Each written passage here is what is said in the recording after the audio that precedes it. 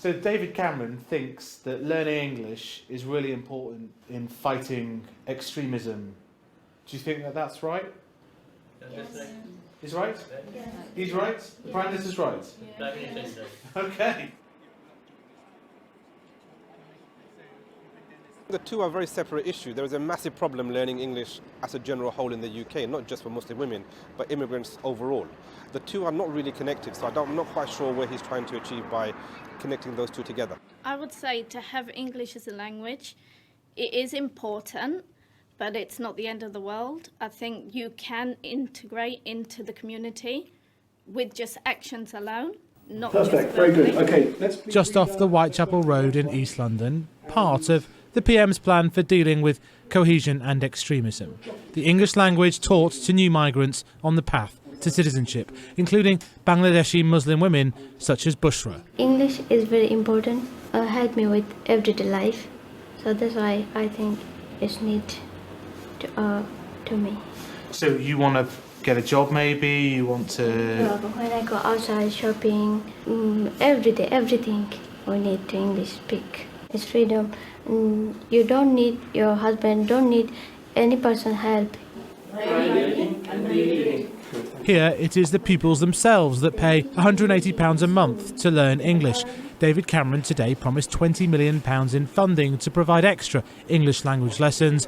The provider of classes here tells me that public funding for his courses was cut. Funding is always good, but it's a bit strange bearing in mind David Cameron cut funding by almost £50 million just a couple of years ago, and now to pump in less than half that back into the same sector, for me, well, it seemed like a knee-jerk reaction, to be honest with you, where you've cut more than 50 and you're pumping back in 20.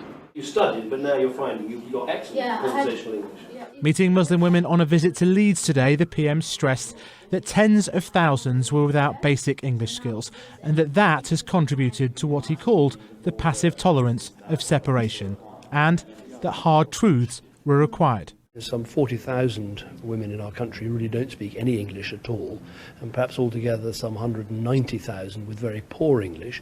And obviously what we want is a strong and unified country with real opportunity for everybody, and opportunity isn't there if you're discriminated against or if you can't speak English. Back in the East End, the growth market in language pupils is Eastern European rather than South Asian. Labour criticising a clumsy and simplistic approach to challenging extremism. The Prime Minister is willing to tread on eggshells to secure what he sees as an important part of his legacy, a more cohesive, more integrated British society. And some support here for the idea of extra funding for English language lessons, but the notion of a connection to extremism is much more controversial.